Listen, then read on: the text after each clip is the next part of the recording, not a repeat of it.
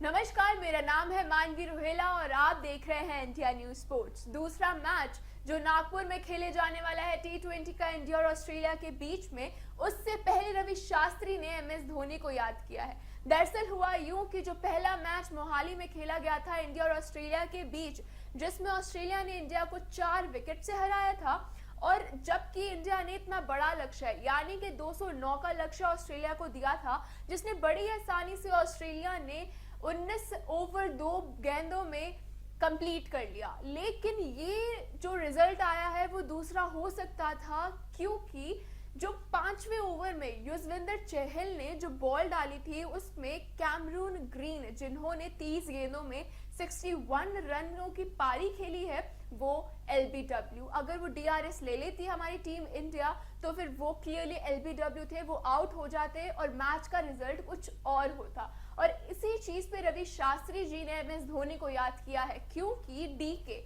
यानी कि जो हमारे उस मैच में विकेट कीपर थे दिनेश कार्तिक, ना उन्होंने डीआरएस की अपील की और ना ही हमारे कैप्टन रोहित शर्मा ने। अगर हम इंडिया की परफॉर्मेंस को देखें तो इंडिया की परफॉर्मेंस बैटिंग में तो ठीक थी, लेकिन बॉलिंग में काफी लूज परफॉर्मेंस हमें देखने को मिली। अक्षर पटेल के अलावा बाकी सभी बॉलर्स ने 11 से ज्यादा की औसत में रन गंवाए हैं। और वहीं 5th ओवर में जो युजवेंद्र चहल ने बॉल डाली थी और कैमरून ग्रीन एलबीडब्ल्यू थे, जो हमने डीआरएस नहीं लिया था, लेकिन जब रिप्ले हुआ और ये साबित हुआ 6th ओवर में जब रिप्ले हुआ था ये, और ये साबित हुआ कि हाँ वो डीआरएस लेना चाहिए था और वो एलबीडब्ल्यू क्लियरली आउट थे, तो डीके और रोहित शर्मा एक दूसरे की शक्ल देख रहे थे। वहीं कमेंट्री में बैठे ये सब देखते हुए गावस्कर ने कहा कि जब उन्हें पता है कि ग्रीन सीधी गेंद पर स्वीप खेलने गए हैं और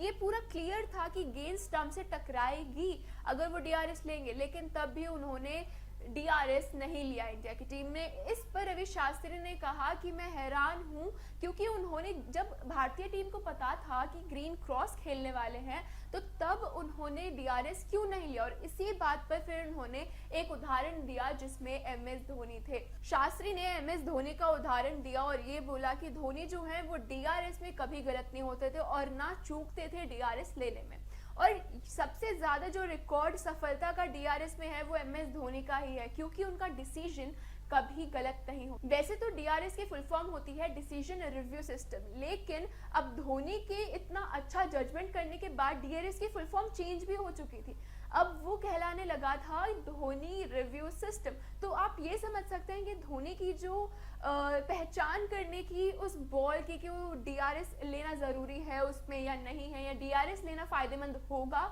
वो बहुत ज्यादा अच्छी थी और उसमें उन्होंने सफलता भी काफी पा रखी थी। तो इसी वजह से शास्त्री ने धोनी को याद किया और उनकी तारीफ करी। अगर हम इंडिया और ऑस्ट्रेलिया की जो हो रही सीरीज है उसका देखें तो फिर ऑस्ट्रेलिया इंडिया से आगे चल रही है 1-0 के स्कोर से, और अभी जो अगला मैच T20 का खेला जाएगा 23 सितंबर को, वो खेला जाएगा नागपुर में। धन्यवाद।